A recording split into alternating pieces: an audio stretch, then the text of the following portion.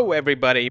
So, as a fellow Tron fan, I now live in a somewhat hopeful world. Not long ago I made 2 videos about Tron 3 in a desperate attempt to fill in a raging void that the cancellation of the last installment in what would have been the best trilogy, well, probably not, left in my heart. And then literally days later it was announced that Tron 3 is officially in the making. I know, no need to thank me. I also didn't know that my 2 videos that literally no one watched would be a wake-up call for Disney to revive this extremely promising sci-fi epic. Well, what can I say? In any case, we do not know much about the upcoming sequel, so we don't really have anything to talk about at this stage. Well, actually, that's not true. I did talk a lot about it in the previous videos, make sure to check them out by the way, but for now I thought we could kill some time by looking at the 2 wonderful Tron movies that we have on our hands and try and read between the lines to find out some juicy new never thought of story details. In other words, let's just waste our time talking about something that is clearly not there, but then again, isn't this the whole point of theory speculations? Without further ado, let's delve in. Oh, and yeah, of course, spoilers ahead, but what are you even doing here if you have not seen Tron yet? In fact, what are you just doing with your life? Theory number 1. Kevin entered the grid as he was terminally ill. Why would Kevin Flynn disappear into the grid, leaving his young son, Sam, fatherless? Well, we know why actually, but it was explicitly explained in the movie, but Reddit user Dugongjiza theorizes that he must have been terminally ill to truly decide to stay. In fact, there is some evidence for this. The Reddit user points to a line of Tron Legacy dialogue in which Kevin, reunited with Sam inside the grid, mentions a disease. The user extrapolates that he spent those decades in a digital world looking to heal himself and potentially cure others in the real world. All this time you were just protecting her.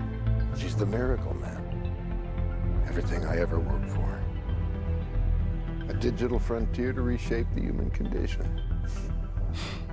I mean, it's not such a crazy theory, to be honest. Maybe Flynn found it too hard to break this news to his son, so he thought he better stay on the grid as long as it takes to heal, but then of course the whole Clue shenanigans happened. Maybe this is also why he knew he could not leave the grid, I don't know, because his body would start dying or something once again if he got back to the real world. Who knows? This theory is actually pretty good, to be honest, even though it's completely unnecessary and doesn't really add much to the established story, but still fun to think about. But I mean, not fun because he was dying, well, you know what I mean. Theory number 2. The whole saga is a parallel to creationism versus evolution. This one is actually one of my favorites. And yes, I know that the subject of religion is probably the most overused one in movies, but in Tron it may be just subtle enough to make audiences subconsciously rethink their religious beliefs. So what the evidence for this being actually true is?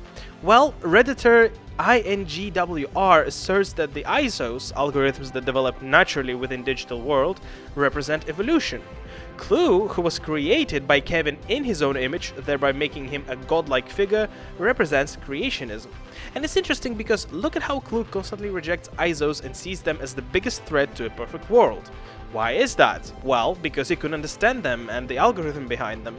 Plus, the whole society that Clue built was wrapped around one godlike figure, himself, and his promises of the higher worlds that he wanted his programs to ascend to. Besides, it is evident that programs treat Flynn as a god on the grid, and Sam's appearance after Kevin was not seen for decades does resemble the whole Jesus and the Father story, the second coming of Christ, blah blah blah blah blah. I don't know, it could be that the story is accidentally inspired by religion and simply by accident shares some similarities, but one would have to be blind not to admit these signatures are quite apparent in both films. So, this one I definitely buy into, and the more I think about it, to be honest, the more true it rings to me. Theory number 3. Kevin didn't like being a father. Tron Legacy opens with a flashback in which Kevin Flynn tucks his son Sam, then hops on a motorcycle, never to be seen again. We're informed that he goes into the grid and is trapped there for decades. Reddit user Bear Bruin believes Kevin's work was most important to him and Sam got in the way, so he retreated into the grid to avoid responsibilities of fatherhood. This is why Clue, who was created in Kevin's image, shows such hostility to Sam when he too enters the grid. While this is the most down-to-earth theory in my opinion, I don't believe it for a second. I think Tron Legacy and even the first Tron made it clear enough that Flynn cares about his world very much, and especially his son. Everything he does on the grid was both for entire humanity and his son, so this is extremely unlikely that he would have chose such a course of action. Besides, Flynn never showed hostility to Sam, so if theory was true, Clue wouldn't either. He simply just wouldn't care when he saw Sam. Theory number 4. Quora returns in Kevin's body. There are multiple theories about how Quora exits the digital world and enters the real one. Apparently, to a lot of people, this seemed illogical. I mean, it's not like the whole movie is fucking taking place in a computer world, am I right? However, Redditor Lorix in Oz has a theory that she essentially takes over Flynn's body, reconfiguring it into her own identity. I actually like this very much, and there's a lot to speak for this. For example, Quora used Flynn's disc to get out of the grid at the end of Tron Legacy. Second of all, there is nothing to say that programs would survive being in the real world. How could they, after all, if they have no flesh and bone?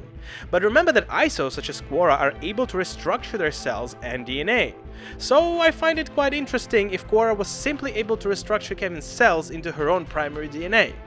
It would be really weird though for Sam to bang his dad's cells.